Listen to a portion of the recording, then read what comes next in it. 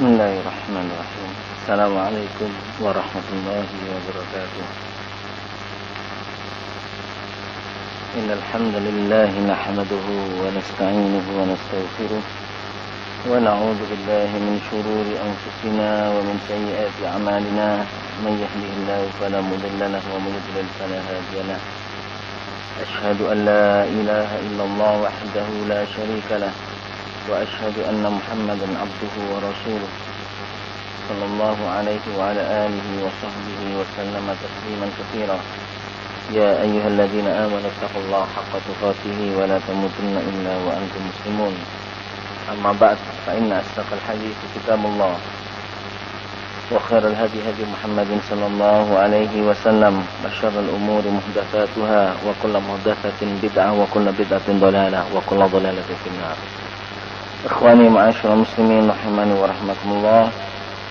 Pada minggu yang lalu kita telah membahas bahwa dosa seorang hamba akan melupakan hamba pada dirinya sendiri. Kemudian kita telah membahas pula beberapa hal yang mengenai bahwa seorang hamba ketika melakukan maksiat atau dosa kepada Allah Subhanahu wa taala seharusnya mengingat bahwa Allah Subhanahu wa taala menciptakannya atau menciptakan dirinya di dunia ini agar mereka berpikir mana yang bermanfaat bagi dirinya di dunia dan mana bermanfaat bagi dirinya di akhirat, agar mereka memilah-milah bahwa kenikmatan di akhirat itu lebih bakin atau lebih kekal keberadaannya daripada kebahagiaan di dunia. Kemudian pada minggu yang lalu juga kita telah membahas bahwa pada hakikatnya kita hidup di dunia ini adalah kita melakukan transaksi dengan Allah Subhanahu wa taala. Transaksi jual beli dengan Allah Subhanahu wa taala. Hal ini disinggung oleh Rasulullah SAW dalam sebuah hadisnya yang berbunyi, wa kullun nasi yaghdu faba'i'un nafsahu famu'tiquha aw mubiquha. Setiap manusia ini pergi di dunia ini. Faba'i'un nafsahu, mereka menjual dirinya. Famu'tiquha, di antara mereka ada yang dibebaskan dari api neraka. Aw mubiquha, bahkan di antara mereka juga ada yang dijerumuskan oleh Allah ke dalam api neraka. Hal ini juga telah disinggung oleh oleh Allah Subhanahu wa taala dalam firman-Nya, "Annallaha ashtara minal mu'minina anfusahum wa amwalahum", bahwa Allah Subhanahu wa taala membeli dari orang-orang mukmin diri mereka dan harta-harta mereka, bi anna lahumul jannah, membeli dengan surga. Bi anna lahumul jannah, Allah akan menyediakan mereka surga. Yuqatiluna fi sabilillah, mereka berjihad di jalan Allah, membunuh karena Allah Subhanahu wa taala di jalan Allah Subhanahu wa taala. Fayaqtuluna wa yuqtalun, kemudian mereka membunuh atau berjihad dan mereka terbunuh. Wa'adan 'alaihi haqqan fit Taurat wal Injil wal Qur'an. Ini adalah satu janji yang telah dijanjikan oleh Allah Subhanahu wa taala, benar adanya di dalam kitab Taurat, Injil dan Al-Qur'an. Wa man awfa bi ahdihi min Allah, dan siapa yang lebih menepati janjinya daripada Allah Subhanahu wa taala, fastabshiru bi bai'ikum alladhi bay'atum bi, maka berilah kabar gembira bagi mereka orang-orang yang telah menjual hartanya, jiwanya kepada Allah Subhanahu wa taala dengan perniagaan seperti ini. Dzalika huwal fawzul adzim, itulah adalah keuntungan yang besar. Kemudian Allah Subhanahu wa taala juga menyinggung dalam firman-Nya yang berbunyi, a'udzubillahi minasyaitonir rajim, ya ayyuhalladzina amanu hal adullukum ala tijaratin tunjikum min azabin alim. Wahai orang-orang beriman, maukah kalian aku tunjukkan kepada kalian sebuah perniagaan, tunjikum min azabin alim, yang dapat menyelamatkan kalian dari api neraka atau dari azab Allah yang pedih. Tu'minuna billahi wa rasulihi, engkau beriman kepada Allah dan Rasulnya. Wa tujahiduna fi sabilillahi bi amwalikum wa anfusikum, dan engkau berjihad di jalan Allah dengan harta-harta kalian atau harta-hartamu dan diri-dirimu. Zalikum khairul lakum, itu adalah lebih baik bagi kalian, in kuntum ta'lamun, jika kalian mengetahuinya. Kemudian Syekhul Islam Ibnu Qayyim mengatakan dalam bukunya ini, wal maksud dari pembahasan kita adalah an-dzunub tansal abdu haddahu min hadhihi tijar ar-rabihah, bahwa dosa ini dapat melupakan seseorang ini dari perniagaan yang menguntungkan ini. Jadi seseorang ketika berdosa kepada Allah Subhanahu wa taala, yang seharusnya dia di dunia ini melakukan transaksi yang menguntungkan dengan Allah, artinya untung di sini adalah keuntungannya di akhirat, dia lupa dalam hal ini karena bermaksiat. Wa tashghiluhu bit-tijar al-khasirah. Bahkan sebaliknya, dia menyibukkan diri dengan perniagaan yang merugikan dirinya, yaitu perniagaan yang mencari keuntungan duniawi semata. Makanya Syekhul Islam mengatakan, wa kafa bidzalika uqubah. Cukuplah hal ini sebagai akibat buruk bagi mereka orang-orang yang lupa kepada Allah Subhanahu wa taala, yang lupa atau bermaksiat kepada Allah Subhanahu wa taala. Wallahul musta'an. Faslun, pasal yang baru. Wa min uqubatiha, dan di antara sebab atau akibat buruk yang ditimbulkan dari dosa dan maksiat, annaha tuzilun ni'am al-hadirah, bahwa dosa dan maksiat dapat menghilangkan nikmat yang nyata, nikmat yang diberikan oleh Allah Subhanahu wa taala di dunia. Wa taqta'un ni'am wal wasilah, dan memutus nikmat yang berkesinambungan. Jadi dosa dan maksiat dapat memutuskan nikmat Allah Subhanahu wa taala kepada seorang hamba. Baik itu nikmat al-hadirah, nikmat yang akan diberikan oleh Allah Subhanahu wa taala, ataupun nikmat atau kesinambungan nikmat yang akan diberikan oleh Allah kepada kita.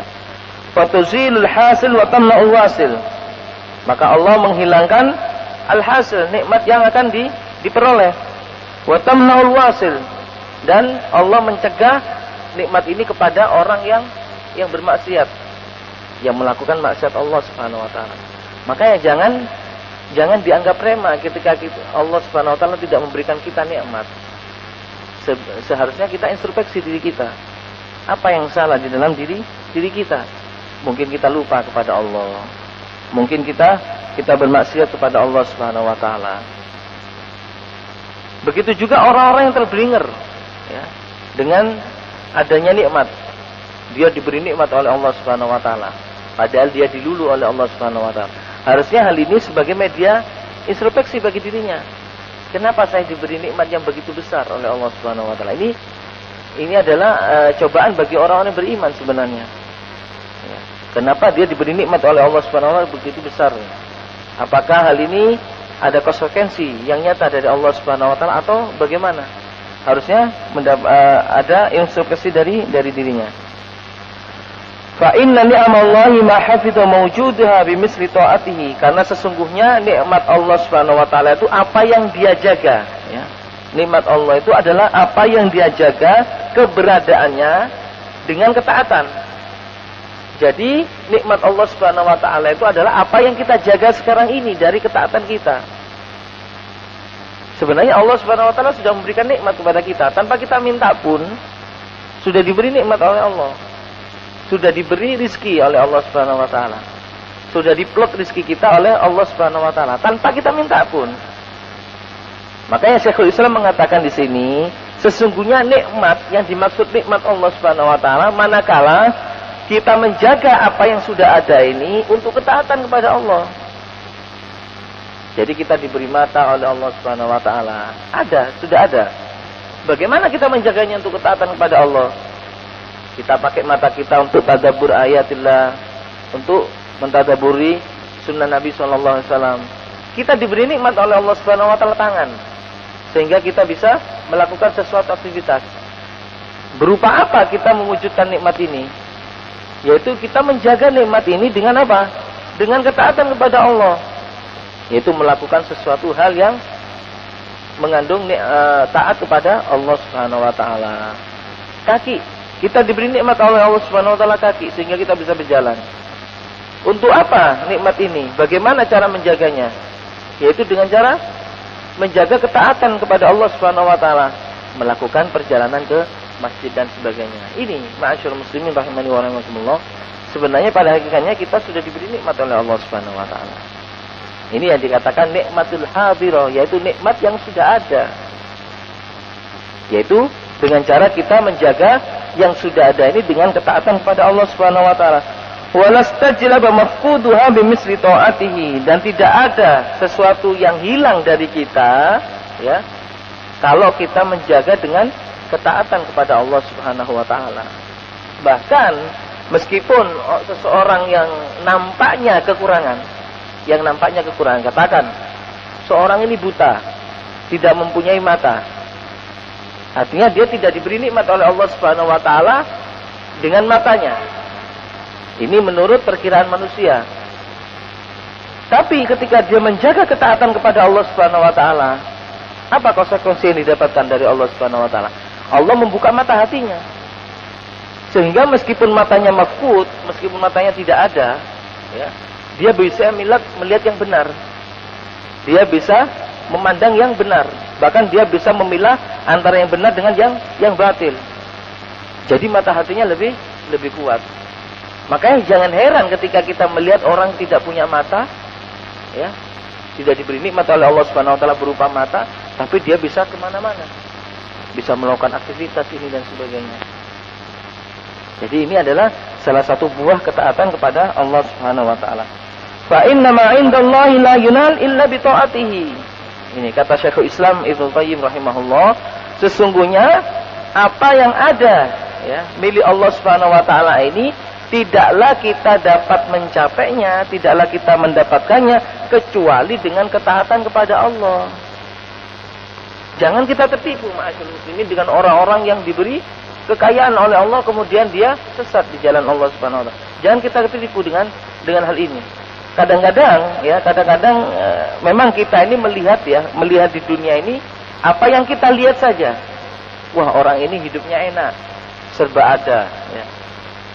Ini ada dan sebagainya. Meskipun dia tidak taat kepada Allah Subhanahu wa taala. Ketimbang orang yang ini. Dia sering ke masjid ya, tapi coba lihat hidupnya sengsara. Ya, tidak punya kendaraan, bahkan rumah pun kontrak dan sebagainya. Ini kalau ukuran materialis. Kalau kita memandang orang itu dari ukuran materialisnya saja. Tapi lain halnya, kadang-kadang orang jarang sekali melihat seseorang itu dari ukuran apa? Ukuran apa yang ada di dalam dirinya, yaitu berupa hati. Ini yang jarang orang melihat dari hal itu. Lihat orang, bagaimana orang bahagianya ketika dia taat kepada Allah. Selalu pergi ke masjid, beribadah kepada Allah dan sebagainya. Meskipun dia katakan secara kasat mata kita tidak melihat orang ini tidak mempunyai apa-apa, tapi lihat ketenangannya dia. Hidup di dunia ini merasa tenang. Lain halnya dengan orang-orang yang mempunyai harta banyak. Coba lihat hidupnya. Seakan-akan hidupnya dikejar dengan satu dosa, seakan-akan dikejar dengan sesuatu yang membuat dirinya itu terkekang, sehingga dia mati dalam keadaan seperti itu. Ini yang mungkin kita tidak bisa melihat dari fenomena yang terjadi di dunia kita, ma'asyiral muslimin. Hanya orang-orang yang beriman kepada Allah sajalah yang dapat melihat hal ini semuanya. Karena ukuran orang yang beriman ukurannya adalah hati. Ukurannya adalah ketaatan kepada Allah, bukan ukuran materialistis. Wa qad ja'alallahu subhanahu likulli syai'in sababan wa afah. Kita mengetahui, kata Syekhul Islam, bahwa Allah Subhanahu wa taala menjadikan segala sesuatu itu ada sebabnya dan ada akibatnya. Ada sebab, ada akibatnya. Ada sebab, ada efeknya. Sababan yajlibuhu wa afatun tubtiluhu. Allah menjadikan satu sebab ini akan diraih, wa afah dan bencana akan dijauhi. Wa ja'ala asbabu ni'amihi al-jalibalaha ta'ah, dan Allah menjadikan sebab-sebab mendapatkan nikmatnya itu adalah dengan ketaatan. Sebab mendapatkan kenikmatan Allah adalah dengan ketaatan. Wa afatuha al-mani' minha ma'siyatuhu. Sedangkan bencana dari hal ini, bencana yang dapat menghilangkan nikmat, yaitu dengan maksiat kepada Allah Subhanahu wa taala. Itu ma'asyiral muslimin yang harus kita pahami ya. Jadi kehidupan dunia ini jangan sampai kita menjadi orang yang maghrur, orang yang tertipu ya. Sungguh banyak sekali orang yang tertipu di dunia ini. Bahkan orang yang mengaku Islam pun sekarang ini sudah tertipu. Mereka tertipu dengan kehidupan duniawi. Seperti yang kita singgung sebelumnya bahwa ini taruhannya. Allah Subhanahu wa taala sebenarnya kita hidup di dunia ini sedang melakukan transaksi dengan Allah Subhanahu wa taala. Apakah transaksi ini adalah transaksi yang menguntungkan? Ya, jual beli yang menguntungkan atau jual beli yang rugi? Tidak ada ketiganya, antara untung dan rugi. Untung bagi orang-orang yang melakukan transaksinya itu dengan Allah Subhanahu wa taala. Rugi bagi orang-orang yang melakukan transaksinya jual beli dengan dunia, rugi. Karena apa? Karena kalau kita mikir, kalau kita melakukan transaksi jual beli dengan dunia, dunia akan hilang. Fani. Dunia tidak kekal. Sedangkan transaksi dengan Allah Subhanahu wa taala, apa yang ada di dalam, apa yang ada milik Allah Subhanahu wa taala ini bakin, kekal. Surga Allah bakin, kekal. Hanya saja kita ditutupi sekarang ini oleh Allah Subhanahu wa taala. Menjadi cobaan kita. Mana di antara kita yang mau bersyukur dengan Allah dan mana di antara kita yang kufur? Mana di antara kita yang ahsanu amalan dan mana di antara kita yang duna dzalika, yang kurang dari hal itu. Maka dari itu ma'asyiral muslimin rahimani wa rahimakumullah, seorang mukmin ketika dia sudah tahu dan mengetahui hal ini, memikirkannya, maka tentunya dia tidak akan memilih suatu transaksi perniagaan kecuali dengan Allah Subhanahu wa taala. Karena hal ini akan senantiasa menguntungkan. Dari mana kita taunya? Ya dari ayat-ayat Allah Subhanahu wa taala. Dari sabda Nabi sallallahu alaihi wasallam. Jadi nikmat Allah Subhanahu wa taala akan kita dapat dengan sebab kita melakukan ketaatan kepada Allah, dan sebaliknya nikmat Allah akan terhalangi dari diri kita manakala kita bermaksiat kepada Allah Subhanahu wa taala. Fa idza arada hifdzu ni'matihi ala 'abdihi alhamahu ri'ayatuha bi ta'atihi fiha.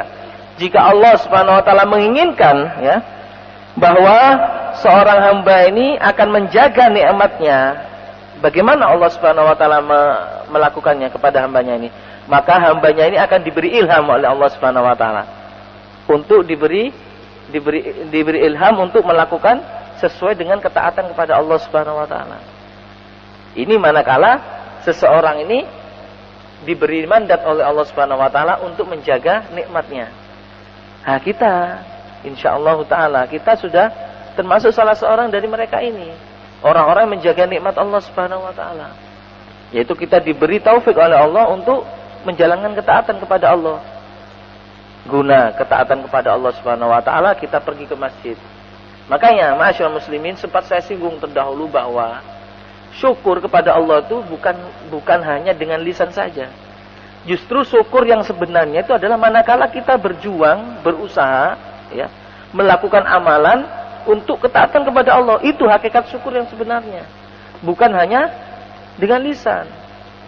Kalau ukuran orang bersyukur kepada Allah, syukur atas nikmat Allah, ukurannya itu adalah dengan lisan saja, berapa banyak orang-orang yang bersyukur kepada Allah ini? Bahkan tidak ada orang yang kufur kepada Allah. Siapa orang yang kufur kepada Allah? Tidak ada. Karena ukurannya dengan lisan. Enak saja orang mengatakan saya bersyukur kepada Allah, saya bersyukur kepada Allah. Tapi justru hakikat syukur itu adalah dengan amalan. Kita melakukan ketaatan kepada Allah, itu adalah wujud syukur kita kepada Allah Subhanahu wa taala.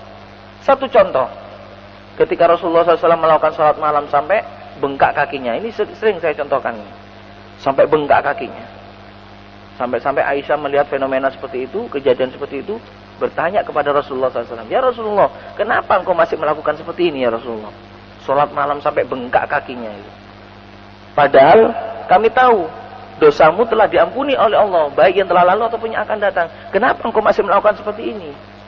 Apa jawaban Rasulullah SAW? Afala akunu abdan syakura. Tidakkah aku menjadi hamba yang bersyukur kepada Allah Subhanahu wa taala? Jadi syukur kepada Allah. Jadi Rasulullah SAW melakukan seperti itu guna untuk mewujudkan syukur kepada Allah Subhanahu wa taala. Nah, sekarang kita sebagai umatnya, ma'asyiral muslimin, mana bentuk wujud syukur kita kepada Allah dari nikmat Allah yang telah kita dapatkan? Apakah dengan kita hanya pergi ke masjid, sholat berjamaah, 5 waktu dan sebagainya, kita cukup sebagai indikasi syukur kita kepada Allah Subhanahu wa taala? Tidak. Banyak amalan-amalan soleh lainnya yang diperintahkan kepada kita. Banyak larangan-larangan yang perlu kita jauhi. Hal ini yang berarti bahwasanya kita bersyukur kepada Allah Subhanahu wa taala manakala kita melakukan ketaatan kepada Allah Subhanahu wa taala. Wa idza arada zawaluha anhu, sebaliknya kalau Allah Subhanahu wa taala menginginkan nikmat ini tidak ada di dalam seorang hamba, atau menginginkan nikmat ini musnah kepada seorang hamba, khadalahu hatta asahu biha, maka hamba ini akan dipelencengkan oleh Allah sehingga dia bermaksiat kepada Allah Subhanahu wa taala. Satu kalimat ma'asyiral muslimin mungkin yang harus kita luruskan. Kenapa Allah memelencengkan orang-orang yang bermaksiat kepada Allah Subhanahu wa taala? Bukankah Allah Subhanahu wa taala Arhamur Rahimin? Bukankah Allah Subhanahu wa taala itu Maha Pengasih, Maha Penyayang kepada hambanya? Kenapa hambanya kok malah dipelencengkan ke arah maksiat Allah Subhanahu wa taala? Bahkan kalau ada orang yang berpikiran tidak waras akan mengatakan, wah, Allah taala ini tidak adil. Naudzubillah min dzalik kalau kita melakukan seperti ini. Tidak. Justru ini menunjukkan keadilan Allah Subhanahu wa taala. Justru ini menunjukkan ahkamul hakimnya Allah Subhanahu wa taala. Justru ini menunjukkan kasih sayangnya Allah Subhanahu wa taala kepada hamba. Kenapa kok hal ini terjadi? Hal ini terjadi ma'asyiral muslimin rahimani wa rahimakumullah. Kenapa Allah Subhanahu wa taala memelencengkan orang-orang yang bermaksiat kepada Allah? Karena akibat maksiatnya sendiri. Makanya jangan disalahkan Allah Subhanahu wa taala, wala talumuni walumu anfusakum. Janganlah Allah Subhanahu wa taala disalahkan, janganlah Allah taala dicela dalam hal ini. Karena kita berani bermaksiat kepada Allah, maka Allah Subhanahu wa taala akan semakin memelencengkan kita dari jalan Allah Subhanahu wa taala. Naudzubillah min dzalik. Falamma zaghu azaghallahu qulubahum. Setiap kali hati mereka itu melenceng, maka Allah Ta'ala dipelencengkan oleh Allah Subhanahu wa taala. Karena itu sudah pilihan dia. Dia memilih maksiat Allah. Dia memilih agar hatinya melenceng, maka dipelencengkan oleh Allah Subhanahu wa taala. Orang-orang kafir kepada Allah Subhanahu wa taala, mereka memilih seperti itu. Mereka memilih kehidupan seperti itu. Ya sudah satu hal yang logis ketika Allah Subhanahu wa taala memberikan apa yang menjadi pilihannya. Maka dari itu ma'asyiral muslimin rahimani wa rahimakumullah, hidup ini perlu pilihan. Kita tinggal memilih. Tapi ingat, di dalam tiap pilihan itu ada konsekuensinya. Bukan hanya pilihan semata begitu tok sudah mandek. Jadi pilihan kita itu ada konsekuensinya. Ada jalan ketaatan, ada jalan kemaksiatan. Mana yang kita pilih? Ya. Allah tidak memaksa kita untuk kita taat kepada Allah. Sebagaimana Allah tidak memaksa kita untuk kita bermaksiat kepada Allah Subhanahu wa taala. Tidak memaksa, tidak ada paksaan dari Allah. Tinggal kita memilih.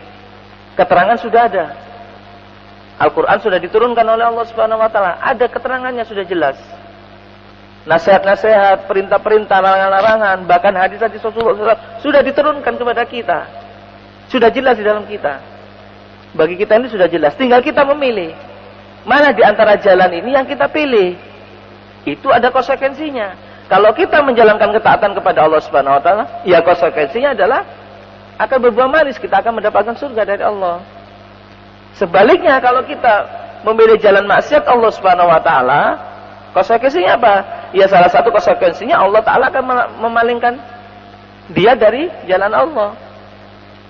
Allah akan menempatkan dia di dalam neraka Allah. Naudzubillah min dzalik. Ini konsekuensi yang nyata, dan kita harus sadar dalam hal ini ma'asyiral muslimin, hidup ini adalah kita memilih, ya. Mana di antara pilihan ini kita harus menjalankannya. Fa idza arada zawalu anhu khadalahu hatta asahu biha. Jadi jika Allah Subhanahu wa taala menginginkan nikmat ini musnah dari diri seorang hamba, maka biasanya Allah akan memberikan hamba tersebut untuk bermaksiat kepada Allah Subhanahu wa taala.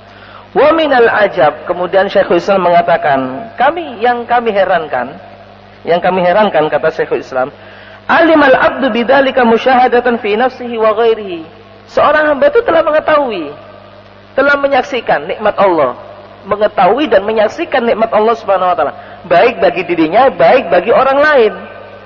Wa sama'an lama ghaba anhu min akhbari man uzila nikmatullahi anhu bima'asihim. Bahkan mereka mengetahui orang-orang terdahulu bagaimana yang mereka ini disiksa oleh Allah Subhanahu wa taala. tidak diberi nikmat oleh Allah Subhanahu wa taala karena maksiatnya. Ya, orang-orang terdahulu bagaimana mereka disiksa oleh Allah Subhanahu wa taala. Ya. Karena mereka tidak bersyukur kepada Allah, tidak meletakkan nikmat Allah Subhanahu wa taala pada tempatnya. Mereka disiksa karena maksiat Allah Subhanahu wa taala. Kita mengetahui, kita mendengar, tahu karena ini dicantumkan di dalam ayat-ayat Allah Subhanahu wa taala. Kata Syekhul Islam, wa huwa muqimun ala maksiatillah. Tapi kenapa kok mereka ini masih saja bermaksiat kepada Allah Subhanahu wa taala? Tidak cukup pelajaran-pelajaran yang terdahulu, ya. Tidak cukup pelajaran-pelajaran yang Allah taala berikan ya di dalam kitabnya. Di dalam kitabnya, kalau orang-orang yang melakukan maksiat Allah Subhanahu wa taala mempunyai akibat seperti ini dan sebagainya. Apakah tidak cukup seperti itu, ma'asyiral muslimin? Apakah harus akibat itu menimpa pada diri kita sehingga kita bermaksiat kepada Allah Subhanahu wa taala? Coba kita berpikir lagi. Ini yang diajak oleh Syekhul Islam Ibnu Qayyim kepada kita. Agar kita berpikir lagi sejenak. Ayo, ini loh, pikir. Tidak cukupkah pelajaran-pelajaran yang kita dapatkan dari orang-orang terdahulu kita? Bagaimana ketika mereka bermaksiat kepada Allah Subhanahu wa taala, kemudian akibat buruk dari maksiat tersebut apa yang menimpa mereka? Apakah harus menimpa kita sehingga kita mau bermaksiat kepada Allah Subhanahu wa taala? Ka'annahu mustasna min hadhil jumlah. Ini sayangnya orang-orang seperti ini, mereka bermaksiat kepada Allah Subhanahu wa taala. Meskipun sudah ada keterangan-keterangan yang jelas dari Allah Subhanahu wa taala bagaimana akibat buruk orang-orang yang bermaksiat kepada Allah Subhanahu wa taala. Seakan-akan mereka mengatakan, "Oh, itu kan orang-orang itu, saya kan tidak." Aduh, naudzubillah min dzalik, kalau sampai ada orang yang berpikiran seperti ini. Itu kan mereka melakukan hal itu sehingga mereka mendapatkan hal itu. Tapi kan kita tidak. Jadi mencari celah. Sudah tahu maksiat, sudah tahu dia melakukan maksiat, bukannya malah introspeksi diri, bertobat kepada Allah Subhanahu wa taala, malah mencari celah. Loh, itu kan orangnya seperti itu. Dia kan melakukan seperti ini, saya kan tidak. Jadi, ma'asyiral muslimin rahimani wa rahimakumullah, ada orang yang seperti ini, kata Syekhul Islam Ibnu Qayyim. Wa mustasna min hadhil jumlah. Mereka itu terkecuali dari orang-orang yang diberi azab oleh Allah Subhanahu wa taala akibat maksiatnya. Au makhsusun min hadzal umum, ka'anna hadza amrun jarin 'ala nas la alaihi. Seakan-akan ya, siksa yang diberikan oleh Allah ya dari orang-orang yang bermaksiat yang dahulu yang telah diceritakan oleh Allah Subhanahu wa taala itu berlaku bagi mereka, tidak berlaku bagi dirinya. Wal iyadu billahi min dzalik.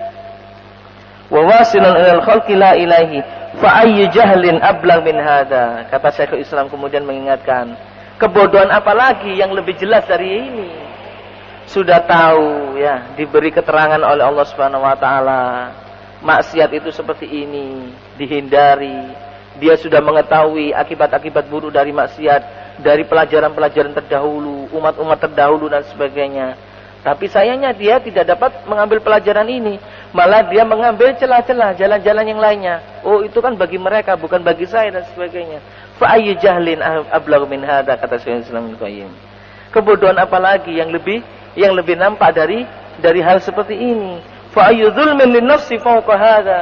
Kedoliman bagi jiwa apalagi yang lebih parah dari hal ini. Sudah ada keterangannya, sudah tahu dia, tapi dia tidak mengambil hikmah dan tidak mengambil manfaat dari hal itu. Fal hukmu lillahil aliyil kabir. Dan hukum tetap berlaku bagi Allah Subhanahu wa taala kepada kita yang maha tinggi dan maha bijaksana. Ma'asyiral muslimin rahimani wa rahimakumullah, itulah salah satu akibat buruk yang ditimbulkan dari dosa, bahwa dosa dapat menghilangkan nikmat Allah Subhanahu wa taala. Ya. Ma'asyiral muslimin rahimani wa rahimakumullah. Kemudian ada pasal yang baru. Qala Syekhul Islam rahimani wa rahimakumullah, faslun wa min uqubatiha. Di antara akibat buruk yang ditimbulkan dari dosa, annaha tubaidu 'anil abdi waliyahu. Bahwa dosa dapat menjauhkan seorang hamba dari wakilnya, dari walinya atau dari wakilnya. Yang dimaksud wali atau wakil di sini adalah malaikat. Jadi dosa ya dapat menghindarkan kita atau dapat menjauhkan kita dari teman kita abadi, yaitu malaikat. malaikat ini senantiasa menghiasi hidup kita, senantiasa bersama kita. Tidaklah kita hidup di dunia ini kecuali kita terus-menerus diawasi, diiringi oleh malaikat. Nah, kalau kita sudah bermaksiat kepada Allah Subhanahu wa taala, ya sama saja kita menghalangi jalan malaikat ini untuk bersama kita. Maka yang dikatakan oleh Syekhul Islam Ibnu Qayyim di sini, wa ansahul khalqi lahu, yaitu makhluk yang paling mulia di sisi Allah Subhanahu wa taala. Anfa'uhum lahu wa sa'adatuhu fi qurbihi minhu. Makhluk yang paling bermanfaat bagi manusia di dalam kebahagiaannya ketika manusia tersebut dekat dengannya, yaitu malaikat. Jadi kalau kita bersama para malaikat seperti yang telah dijelaskan terdahulu, kalau kita salah satu senjata yang diberikan oleh Allah Subhanahu wa taala kepada kita untuk memerangi syaitan, yaitu Allah membekali kita dengan malaikat, dengan satu senjata atau dengan satu bantuan, yaitu berupa malaikat. Yang mana tahu-tahu Allah Subhanahu wa taala memberikan kita jalan yang lurus karena teman kita ini, karena malaikat ini. Sehingga setan yang ada di tengah-tengah kita ini akan semuanya dibantai dan dibasmi oleh malaikat ini. Nah, kalau sudah kita berani bermaksiat kepada Allah Subhanahu wa taala, sehingga dengan maksiat itu kita menjauhkan diri dari malaikat Allah, terus apalagi yang menjadi tebeng kita? Apalagi yang menjadi tameng kita? Bisakah kita menghadapi setan, musuh kita yang nyata, ya? Musuh Allah Subhanahu wa taala yang nyata kepada kita ini, bisa kita menghadapinya kalau kita tidak mempunyai bala bantuan dari Allah Subhanahu wa taala, yaitu berupa malaikat. Kalau kita tidak mempunyai senjata yang ampuh untuk membasmi musuh kita ini. Insyaallah pelajaran tentang hal ini, ya, bahwa bagaimana seorang hamba ini dijauhkan oleh Allah dari malaikat akibat dari maksiat ini, insyaallah kita akan melanjutkan pada pertemuan yang akan datang. Sebelum kita akhiri, mungkin ada pertanyaan, silakan jemaah. Ya. Assalamualaikum warahmatullahi wabarakatuh. Waalaikumsalam warahmatullahi wabarakatuh. Sebuah pertanyaan saya, Ustaz, bahwa sebuah firman Allah, Inna sholata tanha 'anil fahsya'i wa munkar. Efek dari orang yang mendirikan sholat bahwa akan tercegah dari perbuatan dosa. Tapi bagaimana orang yang rajin ibadah tapi rajin juga berbuat maksiat? Bahkan ini pengalaman saya ketika melihat mitos di dalam masyarakat bahwa orang yang melaksanakan ibadah haji di Mekah, maka ketika dia bermaksiat kepada Allah di tanah airnya, di sana pun akan dibalas. Itu mitos daripada masyarakat. Tapi ketika ia melaksanakan haji di Mekah, tidak merasakan apa-apa, maka kembali ke masyarakat pun akan melaksanakan maksiat kepada Allah. Ini bagaimana, Ustaz? Ya. Terima kasih. Bismillah walhamdulillah wassalatu wassalamu ala rasulillah wa ala alihi wa sahbihi wa wala. Inna sholata tanha 'anil fahsya'i wal munkar. Ini adalah firman Allah Subhanahu wa taala, ya. Sesungguhnya salat ini dapat mencegah seseorang yang melakukan dari perbuatan keji dan mungkar. Firman Allah ini adalah hak, ya. Firman Allah ini adalah benar adanya. Tapi kenapa di fenomena sekarang ini banyak sekali orang-orang yang melakukan sholat, rajin melakukan sholat, ya, di masjid, ya. Tapi di satu sisi dia juga rajin melakukan maksiat Allah Subhanahu wa taala. Ini kalau kita lihat dari fenomena ini, mana yang salah? Ya. Apakah firman Allah yang salah atau orang yang melakukan ini yang salah? Ma'asyiral muslimin rahimani wa rahimakumullah. Ini adalah firman Allah sekaligus janji Allah. Bahwa orang yang melakukan sholat, ya, menjaga sholatnya, maka dia akan terhindar dari perbuatan keji dan mungkar. Ini tidak akan berubah. Dan janji Allah Subhanahu wa taala adalah hak adanya. Adalah benar adanya. Yang salah ini adalah orang yang melaksanakannya. Perlu dikoreksi lagi. Kalau dia melakukan sholat, kemudian dia rajin sholat, di samping itu pula dia rajin melakukan maksiat Allah Subhanahu wa taala, berarti yang salah ini dari sholatnya. Bagaimana sholatnya? Kok dia bisa melakukan maksiat Allah Subhanahu wa taala? Seharusnya kalau dia sholat, ya, betul-betul sholat karena Allah Subhanahu wa taala, tentunya sholatnya ini dapat mencegah dirinya dari perbuatan keji dan mungkar. Bisa saja dia sholat ke masjid karena dia pamer. Ya. Bisa saja dia sholat ke masjid karena ada keuntungan-keuntungan duniawi yang akan dia raih di masjid. Bisa saja dia sholat ke masjid karena kebutuhan-kebutuhan yang mendesak dan sebagainya, bukan karena Allah Subhanahu wa taala. Maka kalau orang melakukan seperti ini karena dunia, karena kepentingan yang lainnya, jangan disalahkan ketika dia melaksanakan sholat, kemudian di satu sisi juga dia melakukan maksiat Allah Subhanahu wa taala. Karena sholat yang dilakukannya bukan karena Allah Subhanahu wa taala. Karena sholat yang dilakukannya sudah keliru awalnya, sudah keliru niatnya.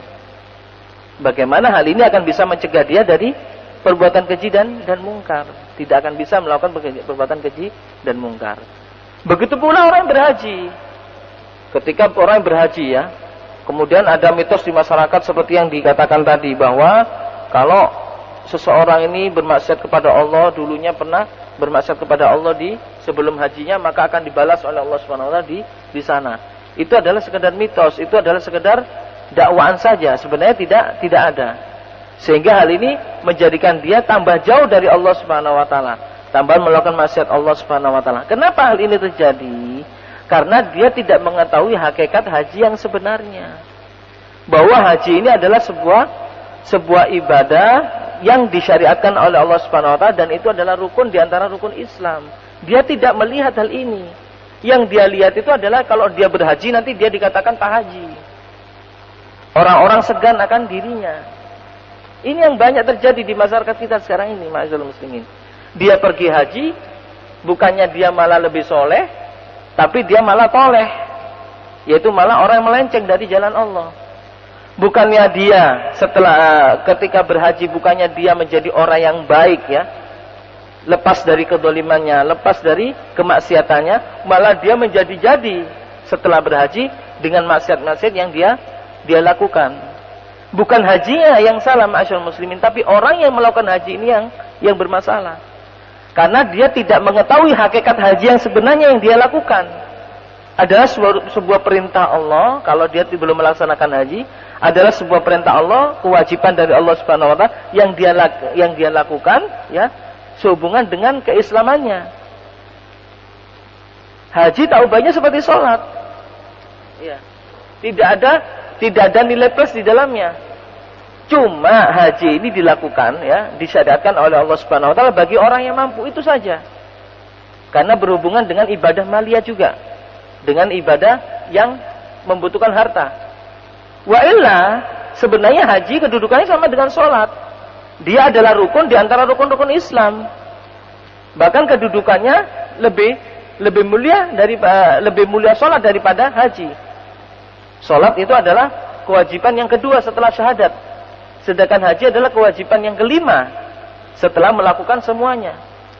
Ma'asyiral muslimin rahimani wa rahimakumullah. Kalau kita melihat hal ini saja, ya, sebenarnya tidak lebih mulia orang yang berhaji dengan orang yang sering sholat 5 waktu di masjid. Tidak lebih mulia.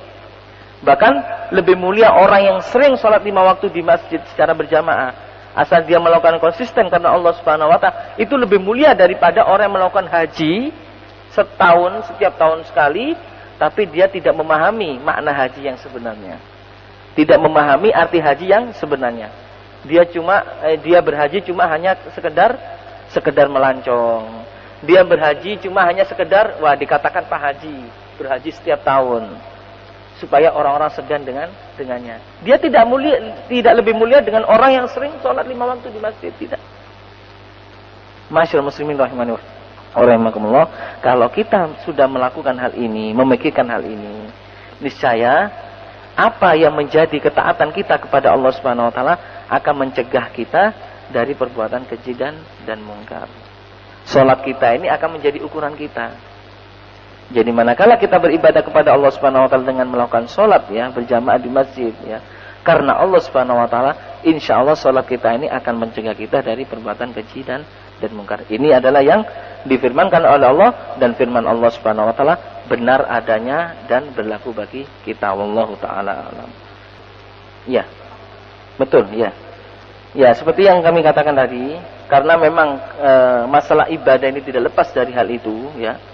Di samping kita niat kepada Allah Subhanahu wa taala, yaitu ikhlas karena Allah. Ibadah ini diterima oleh Allah dengan dua syarat. Ini yang harus kita ketahui. Dengan dua syarat. Syarat yang pertama adalah niat karena Allah, yaitu ikhlas karena Allah Subhanahu wa taala. Kita melakukan ibadah apapun itu ibadahnya, kalau kita tidak diniatkan atau meniatkan ya ibadah itu karena Allah Subhanahu wa taala, ikhlas karena Allah Subhanahu wa taala, maka ibadah itu sia-sia, tidak diterima oleh Allah Subhanahu wa taala. Itu yang pertama. Yang kedua adalah mutaba'ah li Rasulillah, yaitu ibadah tersebut harus sesuai dengan tuntunan yang dituntun oleh Rasulullah SAW. Nah, sesuai dengan tuntunan ini bagaimana caranya? Ya kita menuntut ilmu. Bagaimana cara sholat yang sebenarnya? Bagaimana cara berhaji yang sebenarnya? Sesuai dengan yang diperintahkan, sesuai dengan tuntunan yang dituntun oleh Rasulullah SAW. Kalau dua syarat ini kita sudah lakukan, maka kita tinggal menunggu hasilnya dari Allah. Amalan kita diterima oleh Allah Subhanahu wa taala. Itu berlaku bagi semua amalan. Baik itu amalan-amalan yang mahdo seperti amalan sholat, puasa, zakat, haji dan sebagainya, ataupun amalan yang ghairu mahdo. Yang ghairu mahdo seperti kita berbuat baik kepada orang, berbuat baik kepada orang tua dan sebagainya, itu juga harus berlandaskan pada dua dasar ini. Kalau kita meniatkan amalan kita karena Allah Subhanahu wa taala, ikhlas karena Allah dan sesuai dengan tuntunan yang dituntun oleh Rasulullah SAW, maka insya Allah amalan kita akan diterima oleh Allah Subhanahu wa taala. Itu hubungannya dengan diterimanya amalan.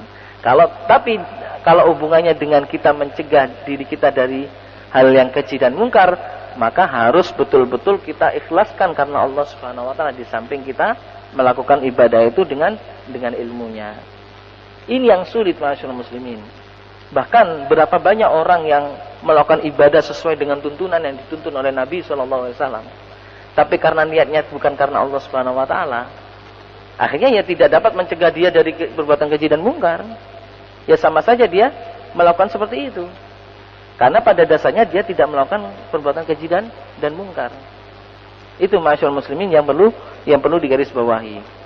Ya, banyak orang yang melakukan sesuatunya sesuai dengan perintah Nabi SAW. Dia menuntut ilmu, tapi karena sholatnya itu karena tendensi lain, masyaallah muslimin, naudzubillah min dzalik, akhirnya perbuatan keji dan mungkar dapat saja dia melaksanakan hal itu atau melakukannya. Wallahu taala a'lam. Baik, masyaallah muslimin rahimani wa rahimakumullah. Insyaallah kita lanjutkan pada pertemuan yang akan datang. Kita akhiri wallahu taala alam dengan membaca kafaratul majlis. Subhanakallahumma wa bihamdika asyhadu an la ilaha illa anta astaghfiruka wa atubu ilaik. Wa sallallahu ala nabiyyina Muhammadin wa ala alihi wa sahbihi ajmain. Wassalamu alaikum warahmatullahi wabarakatuh.